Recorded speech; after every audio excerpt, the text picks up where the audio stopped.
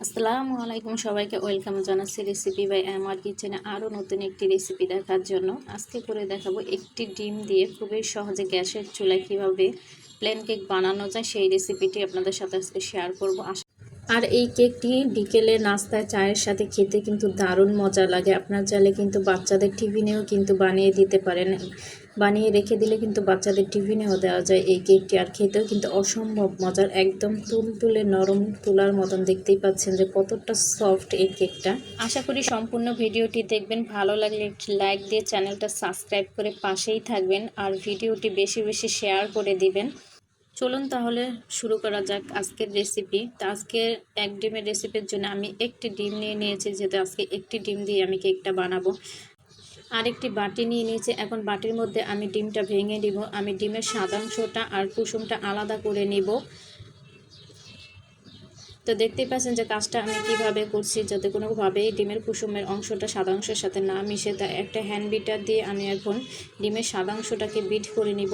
আপনারা এই কাজটা কিন্তু চাইলে একটি কাঁটা চামচ বা হ্যান্ড উইচ দিয়েও করতে পারেন, সেক্ষেত্রে সময়টা একটু বেশি লাগবে। তা আমি আর হ্যান্ড বিটার ছিল, তো আমি হ্যান্ড বিটার দিয়ে কাজটা করছি। আর একটা ডিম ফোম হতে কিন্তু একটু সময়টা বেশি লাগে। আর দুইটা তিনটা ডিম একসাথে বিট করলে দেখা যায় যে ফর্মটা কিন্তু খুব তাড়াতাড়ি হয়ে যায়। দেখতে পাচ্ছেন যে আমার ডিমটা কিন্তু ফর্ম হওয়া শুরু হয়ে গেছে। এখন আমি এই পর্যায়ে চিনি অ্যাড করব। আমি এখানে হাফ কাপ চিনি নিয়েছি। তা আমি হাফ কাপ চিনি একসাথে অ্যাড করব না, আমি অল্প অল্প করে দিব আর এইভাবে বিট করে নিব। আপনারা চেষ্টা করবেন যে অল্প অল্প করে দিয়ে এভাবে বিট করে নিতে, তাহলে দেখা যায় যে ফর্মটা তাড়াতাড়ি হয়ে যায়। আর একসাথে চিনিটা দিলে দেখা যায় চিনিটা গলতে চায় না। তো আমি দেখতেই পাচ্ছেন যে অল্প অল্প করে দিচ্ছি আর বিট করে নিচ্ছি, তাহলে কি হয় কি যে চিনিটা কিন্তু তাড়াতাড়ি গলে যায়। তো আমার সম্পূর্ণ চিনিটা দেওয়া হয়ে গেছে। আমি এখন স্পিড বাড়িয়ে 1 মিনিটের মতো বিট করে নিব। তো বিট করা হয়ে গেলে এখন এর মধ্যে আমি তেল দিয়ে দিলাম 1/4 কাপ, আর 2 টেবিল চামচ। 1/4 কাপ আর 2 টেবিল চামচ আমি বাড়িয়ে দিয়েছি তেলটা। আপনারা 1/4 কাপ দিলেও কিন্তু হয়ে যাবে এখানে। তো এখন একটু ভালো করে এটাকে মিশিয়ে নিব আমি। তারপরে এর মধ্যে আমি ডিমের যে কুসুমটা ছিল সেটা দিয়ে দেব। সেটা দেওয়ার পরে আমি 30 থেকে 40 সেকেন্ডের মতো একটু মিশিয়ে নেব বিট করে। তো বেশি কিন্তু বিট করতে যাবেন না, এটা ওভার বিট করলে কিন্তু ডিমের ফর্মটা নষ্ট হয়ে যাবে। তো দেখতেই পাচ্ছেন আমার মিশানো হয়ে গেছে। এখন এর মধ্যে আমি একটু ভ্যানিলা এসেন্স দিয়ে দেব। তো ভ্যানিলা এসেন্সটা এখানে আমি হাফ চা চামচের মতো ইউজ করেছি। এখন ভালোভাবে ভ্যানিলা এসেন্সটাকেও মিশিয়ে নিব। তো আমার সব কিছু ভালোভাবে মিশানো হয়ে গেছে। এখন হ্যান্ড বিটারটা বন্ধ করে আমি একটা সাইডে সরিয়ে নিচ্ছি। এখন আমি শুকনো উপকরণগুলো এর মধ্যে দিয়ে দেব। তো প্রথমে দিয়ে দিলাম 3/4 কাপ আটা, 1 চা চামচ বেকিং পাউডার, 1/4 চা চামচ লবণ। তো একটা হ্যান্ড বিটারের কাঁটা দিয়ে এইভাবে ভালোভাবে এখন মিক্স করে নেব। আপনারা কিন্তু এখানে চাইলে আটার পরিবর্তে ময়দাও ইউজ করতে পারেন। তো এবার আমি একটু দুধ দিয়ে তারপর ভালোভাবে মিশিয়ে নিব। আমি হাফ কাপ দুধ গুলিয়ে নিয়েছি, দেখব যে আমার কতটুকু দুধ লাগে। এখানে আমি অল্প অল্প করে দুধ দিব আর ভালোভাবে এভাবে মিশিয়ে নিব। আপনারা একবারে কিন্তু দুধটা ঢেলে দিতে যাবেন না, অল্প অল্প করে দিবেন আর এইভাবে আমার মতো মিশিয়ে নেবেন, যে দেখবেন যে ব্যাটারটা আসলে কতটা ঘনত্ব হয়।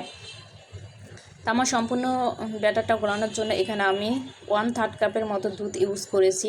আমার 1/3 কাপ লেগেছে।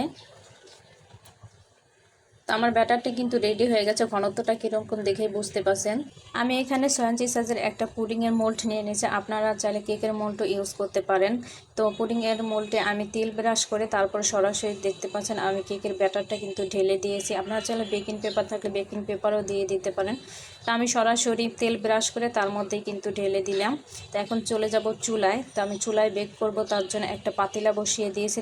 তার মধ্যে আমি দিয়ে দিব লেখালেখি যে কাগজ আছে, 2টো কাগজ দিয়ে দিলাম। তার উপরে একটা স্ট্যান্ড বসিয়ে তার উপরে আমি কেকের মোলটা বসিয়ে দিব। তো এইভাবে কাগজ দিয়ে তারপর উপরে সিলভারের ঢাকনা ব্যবহার করলে কিন্তু কেকের কালারটা অনেক সুন্দর আছে। চেষ্টা করবেন সিলভারের ঢাকনা ব্যবহার করার জন্য। আর চুলার আঁচটা থাকবে পাতিলা ছুঁই ছুঁই, এরকম চুলার আঁচ রাখতে হবে, বেশি লোতে না। লোতে রাখলে সময়টা বেশি লাগবে হতে। তো দেখতেই পাচ্ছেন ফিরে এলাম 35 মিনিট পরে। আমার কেকটা কিন্তু বেক করা হয়ে গেছে। আমি একটা ছুরির সাহায্যে এখন চেক করে নিব। আপনারা চাইলে একটা কাঠি ঢুকিয়েও কিন্তু চেক করে নিতে পারেন। তো দেখতেই পাচ্ছেন যে আমার ছুরিটা ক্লিন এসেছে, তার মানে কিন্তু আমার কেকটা বেক করা হয়ে গেছে। এখন আমি কেকটা নামিয়ে ঠান্ডা করে তারপর মোল্ড আউট করব। অবশ্যই কেকটা ঠান্ডা করে মোল্ড আউট করবেন। তো আমার কেকটা ঠান্ডা করে নিয়েছে। এখন আমি একটা ছুরির সাহায্যে ছাইড দিয়ে একটু ছাড়িয়ে নিব।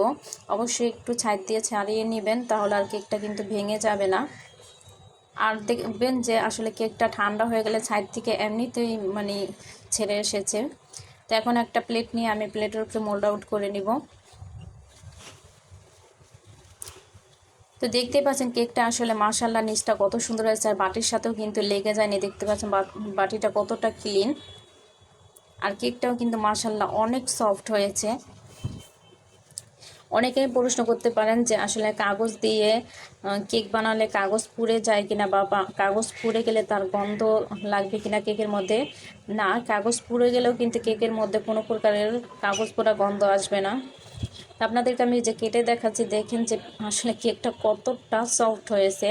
আসলে দেখে বোঝা যাচ্ছে একদম নরম তুলতুলে তুলার মতন। দেখতেই পাচ্ছেন আমার কাছে অনেক ভালো লেগেছে কেকটা খেতে, মাশাআল্লাহ অনেক মজা হয়েছিল। আশা করি একবার হলে বাসায় ট্রাই করবেন এভাবে কেকটা বানানোর জন্য। যাদের হাতে কেক হয় না, যাদের কেক ফুলে না, কেক ফুললেও চুপসে যায়, আশা করি আমার এই ভিডিওটি হুবহু ফলো করে যদি কেক বানান 100% শিওর যে আপনার কেকও পারফেক্ট হবে। এরকম নরম তুলতুলে একদম, কেক ঠান্ডা হলে কিন্তু চুপসে যাবে না।